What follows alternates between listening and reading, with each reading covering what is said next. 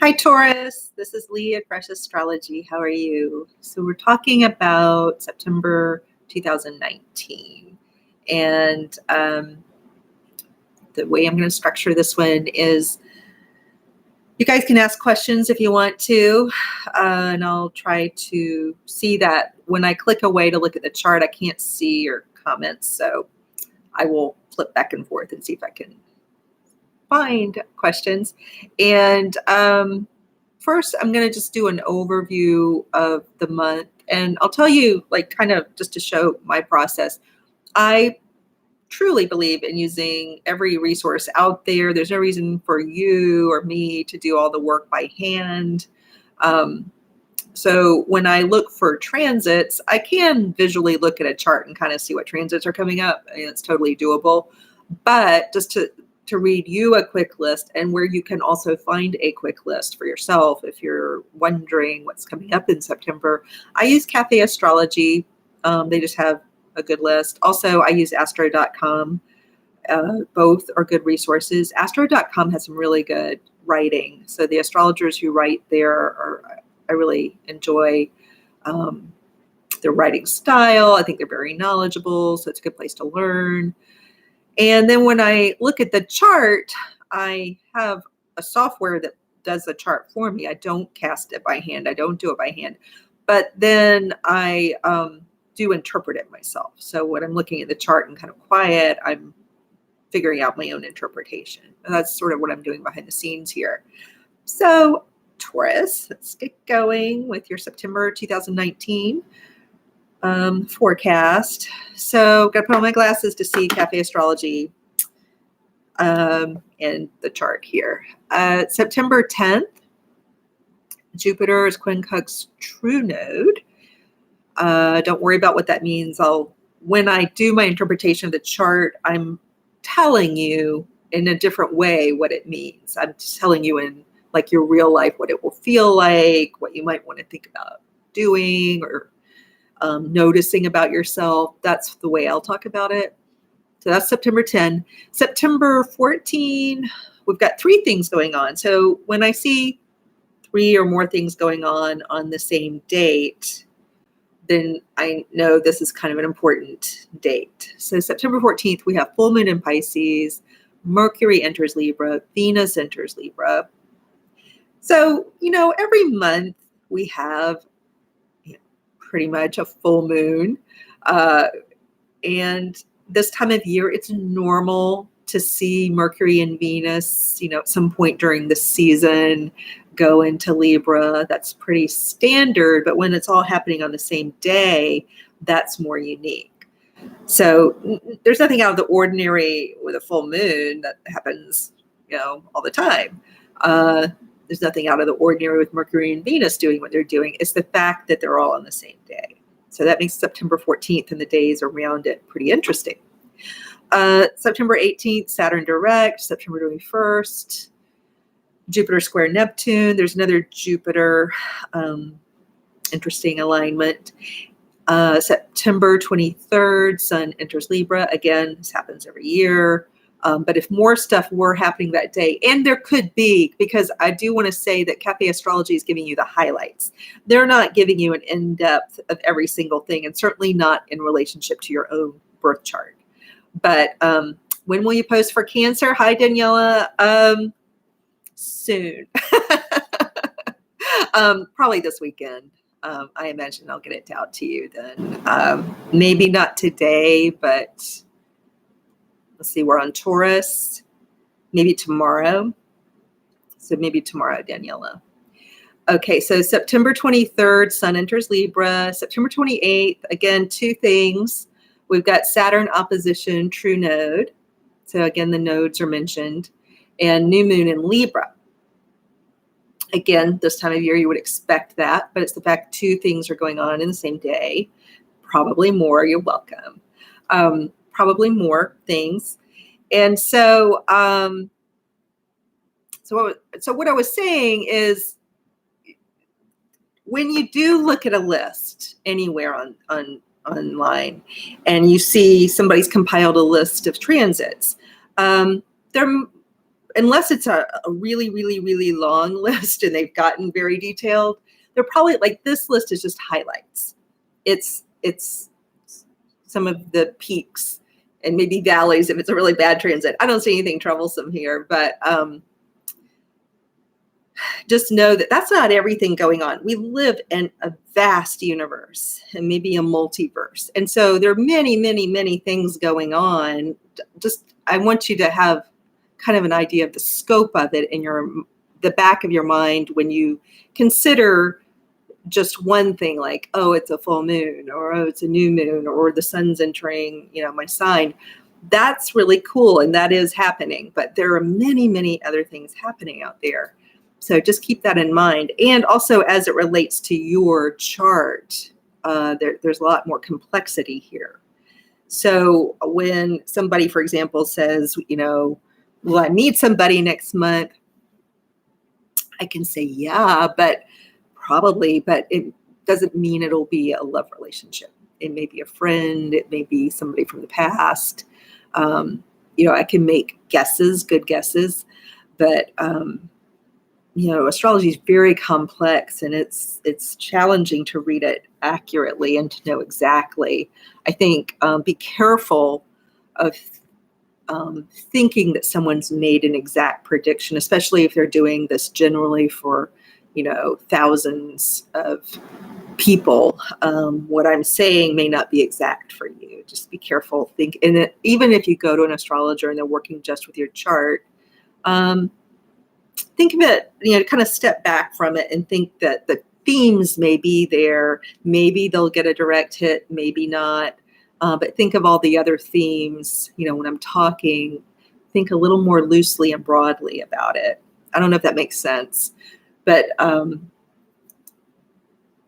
am I trying to say? Don't use astrology as though it can control your life. Think of it more like there's some themes here, and it's kind of cool that the planets and where they are creates themes. Like, isn't that the most bizarre thing ever? How would planets create themes in our lives? That's the most fascinating question ever. It's fascinating. And when I show people who are skeptical about astrology and don't understand it and tend not to think it's anything, when I actually show them their chart on important days, like when they met their spouse, when they got married, when they had a child, I can say, this is the theme associated with this planet. This is the theme associated with this part of your chart. And look what's happening. It's like a big clock. So it's very cool. Anyway, let's go on to your chart, Taurus. You've been very patient. Okay. So I'm going to actually move your chart around a little bit. So this is the benefit, the beauty of going live is you get to be in real time with me while I play around with the chart. And when I'm silent, just looking.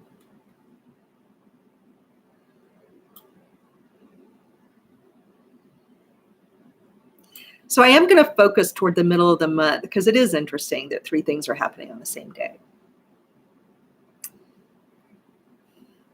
So Taurus.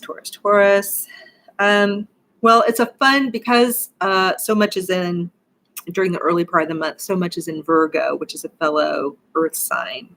And Pluto and Saturn, also very important in everybody's chart right now. Everybody will be feeling the importance of Pluto and Saturn in his or her chart. All of you will feel that.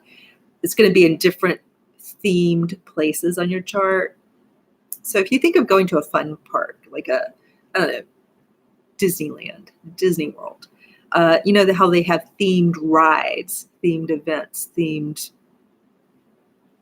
places, and you're walking around Disney World or Disneyland, and you're going from theme place to theme place. Like one's supposed to be like let's pick where they kind of mimic going to Europe or around the world. So you'll go to a place that's supposed to be like Sweden, and then you'll move around, and you'll get to a place that's supposed to be like France, and then you move around some more, and suddenly you're in India.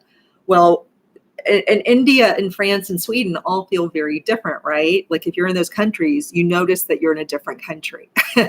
You notice, for example, that Sweden does not feel like India and vice versa.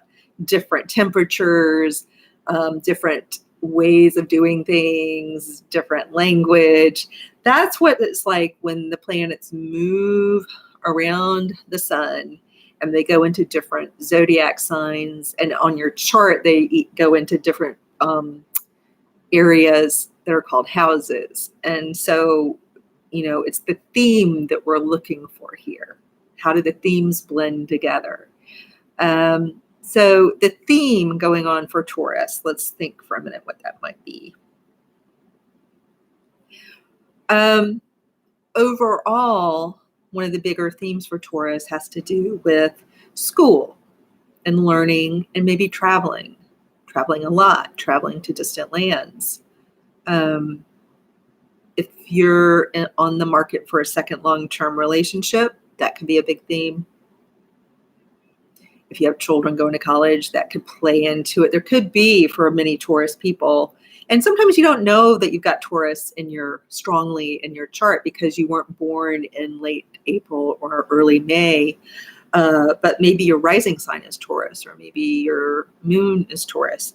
But for the average Taurus, there's some strong themes of children and school and maybe the law. If you are in the midst personally of a legal case, it could apply.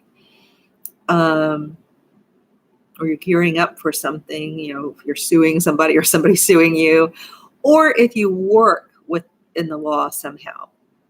You could be a police officer, you could be a court clerk, you could be, a registrar, you could be, a paralegal, an attorney. It's not just for attorneys here. It's anybody who touches the law, like a legal assistant. Or if you do contract work, contract management, or something like that. Or if just in your business, maybe you don't consider yourself a legal person or doing legal work, but if you're in heavy duty sales and there's any kind of contract involved, that would apply. So it's a busy season for you where some important things. So if there is a legal case, it's pivotal.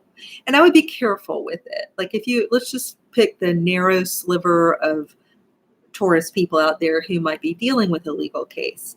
Be careful because it's not necessarily going to go your way. You could, if you're a rising attorney, like your career is on the rise, you could be gaining significant exposure and power.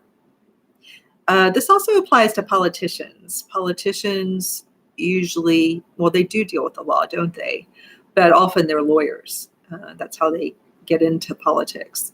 So a lot of you could be gaining power, and you want to be careful with that because people are looking to you. They're going to look at your example increasingly and even idolize some of you. So some of you could be stepping on a stage and people are really looking to you for answers. They're looking to you. They believe in you as a powerful leader, some of you. And you just want to know that you have a big responsibility. And Pluto and Saturn want you to have it if you've earned it, but they'll just beat you up, these planets, the way the energies work, if you're evading the law, if you're doing something underhanded, if you have a criminal background, or even if it's white collar crime, be very careful. Some of you may be writing books about crime or legal cases. Some of you may be journalists covering legal stuff, as journalists often do. Journalists covering politics or dirty politics. So if you're a writer, this is also you gaining public exposure slowly but steadily, and at some point really feeling the responsibility of that as a journalist or a writer. If you want an audience, you suddenly have people who are very impressionable and swayed by what you write and show them through your stories. So just understand that you have a lot of power. I think if you are looking to publish in any capacity, you have a lot of astrological help. So let me see if there are any more questions. Oh, goodness. Okay. Hi, Jamie. Hi, Vidya. Soul purpose. Yes, this is actually a very spiritual area of the chart too. Soul purpose makes a lot of sense to me. Thank you for bringing that up, Vidya. Exactly. I didn't bring that up yet, and I appreciate the reminder because that is a big thing. A lot of you will be feeling like, I want to do something in the world. It may be big, it may be little, but I want it to be about why I'm here on the planet. I want it to be authentic to me and more like a soul purpose. So yes, that's absolutely true. Daniela asked, do you think it's important your birth name and the date of birth? I'm not exactly sure what you mean there. You may need to clarify that for me. Yeah, Uranus on ascendant, Jamie, and Pluto in midheaven. Yeah, so what that says about you, Jamie, is you absolutely within your lifetime, I don't know how old you are, but within your lifetime, you could gain a position of power and people might look to you as a powerful leader. Not everybody with that placement would do that because they might have internal reasons why that hold them back from that. 47, yeah. So I don't know if you already feel like you gained a position of power, and this applies to all Tauruses, so don't think we're going down a tangent here. Do you feel, Jamie, like you already have achieved a position of power, or do you see that coming? Yeah, important for your destiny, very much so. So when you have something on your midheaven and on your ascendant, either one, but certainly on your midheaven, there is a destiny. There is destiny calling you.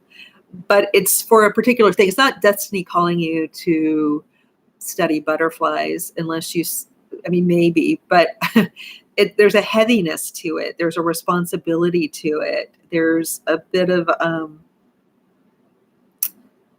needing to recognize that you need to be your authentic self. You need to be honest. And that's a big part of it. You're just at home, Jamie says. I'm not a public person. So you don't have to be public. So let's talk about that.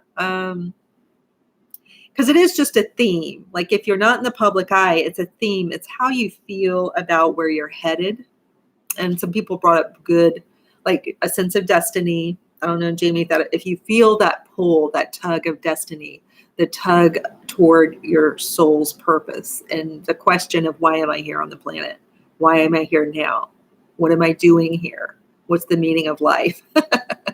Those are some big things that come up when you have these planets anyway, but certainly where they are in your chart. So, Jamie, it's not inconceivable, though, that within your lifetime, you're only 47, that you will go into the public eye, that you will become a leader of something. And it doesn't mean on the world stage necessarily. It could be a small town, in a small town kind of way, in a small community kind of way, maybe in a PTA kind of way. It can be very local. All of this can be very local. So it doesn't have to be the world stage. Not everybody's looking for the world stage. In fact, a lot of people are not. So, but think smaller. If, think more local. Think smaller sounds bad. I want you to think big, but it could be local. It could be totally local, or even within a family, to just become a leader in a family. So, but the fun stuff that's going on now in September is that you have a very packed fifth house. So depending on your age and whether or not you have children or want to have children, it can have a lot to do with children. Just a lot of activity with children. Could be if you want romance or you're in a romance or a new romance or you're trying to find a new romance. There's a lot going on here as well. When you have all this energy coming through a certain area of the chart, it just means there's more opportunity. it opens some doors. You meet more people. So you might be meeting more people to date. You might be meeting people through your children because you're a parent. Your children could just have a lot of spotlight on them. If you're getting pregnant or wanting to get pregnant, a lot of spotlight here and a lot of help and a lot of energy helping you with that if you want to conceive. Adoption too, especially with that ninth house Pluto Saturn. When I'm silent. So the new thing, let me think about this. So in terms of completion with the full moon, before we get to the new thing, in terms of completion, some of you are completing something. It could be a small thing. It could be a very small thing or a big thing. It depends on the person. Not every full moon is going to be as momentous for, everybody. So if you're coming to completion with something, it could be you're done with online dating. Maybe you met somebody and you're done. Sometimes one phase of a romantic relationship concludes, like that early phase, the honeymoon phase, or just the early get to know you phase concludes. And you realize with the light of the full moon, hey, I think I found a person I can really get along with.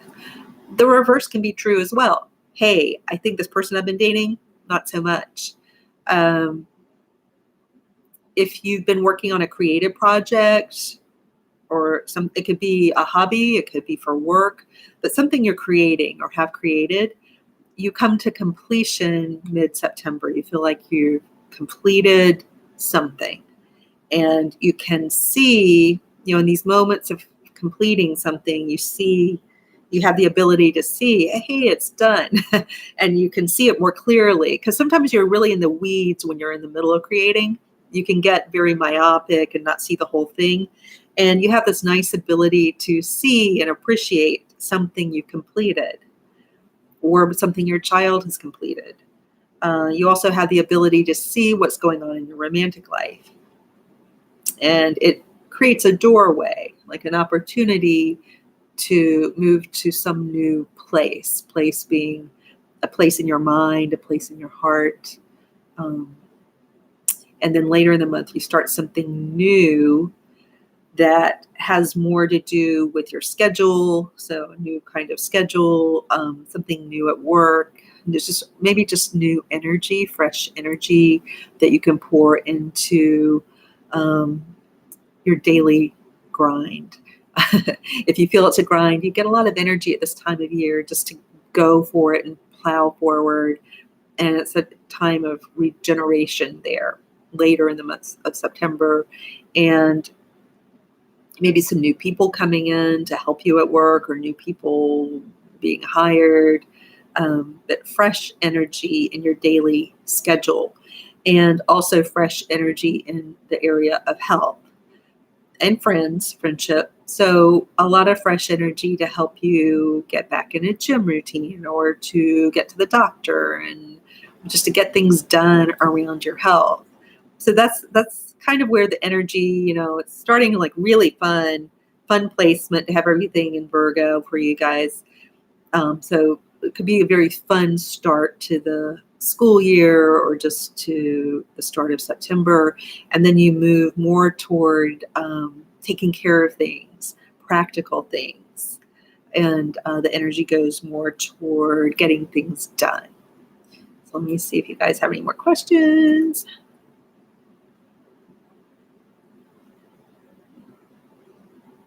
I'm just reading your questions. Feeling the responsibility. T is feeling the responsibility. Good. It's good that you notice that because sometimes we don't know why we feel this big sense of responsibility. We don't know where it's going, but it's good just to be in touch. Like, yeah, I feel that. If you don't, it's sort of like, well, what's going on? Why is that you're not feeling that? Okay, local government. Yeah, all right. Harper Valley PTA. Yes. Okay, so let me see. How do we want to close this out? There was some nodal stuff going on. So that goes back to this idea of legal, school, publishing, communication. And for some of you, it's this quest. Like the traveling is more metaphorical. You're on a journey inward and maybe outward, like trying to find new material to read or new people to listen to, so that you can expand your awareness in your mind. And it may feel more like a bit of a spiritual journey, like like somebody said, it's a soul purpose or it's a sense of destiny. So some of you are on a search, but it's more of an inward search where you may search outward too to find more content and material to digest and consider. But it's an internal journey, an internal quest toward your true self, toward your authentic self. And when you get closer to your authentic self, because there's a lot in life that pulls us away. I mean, our authentic self never goes anywhere. We go away from it. We go off in our minds. We get distracted and we feel like we feel suddenly like we're off center. It's that feeling of being off center and the feeling of confusion. And so when we're off our purpose and off of our path and we're being less than our authentic selves, we've kind of gotten off center, there's certain feelings. It can make us feel anxious, agitated, like we're yearning. It can make a person feel empty. It can make a person feel like his or her light is dimming. It doesn't feel good. So if you're feeling any of that, that's what's going on. And it's a call. You're being called toward your purpose. You're being called toward your authentic self. Nature has its own way of telling you that you're off track. And it usually comes through a bad feeling. Let's see. Yeah, recently ending a 12-year on and off relationship. Yeah. So let's take that as an example. So for people who've ended things recently and really feel like they need to change, which Taurus will do with Uranus right there in your sign, notice the sense of yearning. Notice any call to action or the pull towards something. Just start taking note of that. It doesn't mean you have to.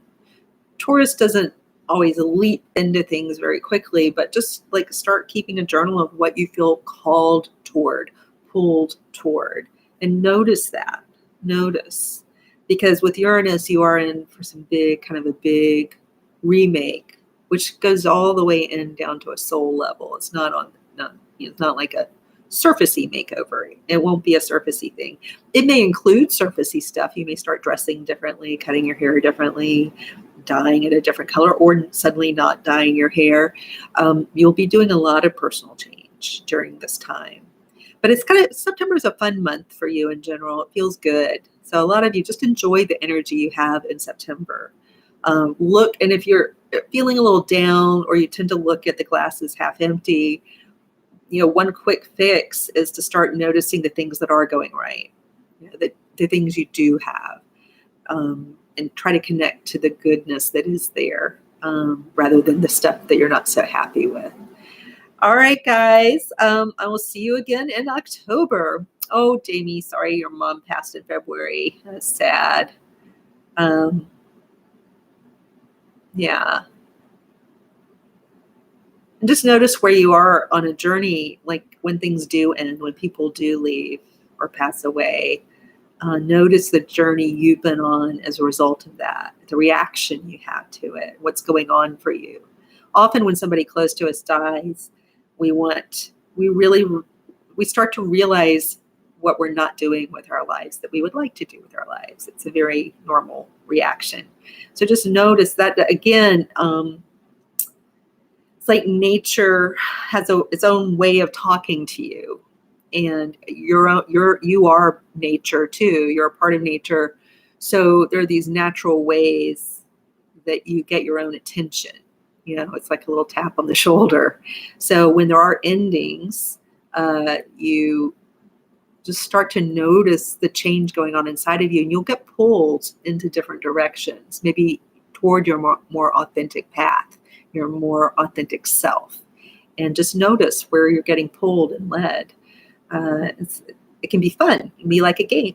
It can be frustrating sometimes if you feel like you're not getting answers quickly, but it is fun to do that, to follow that quest. All right, guys, see you next month.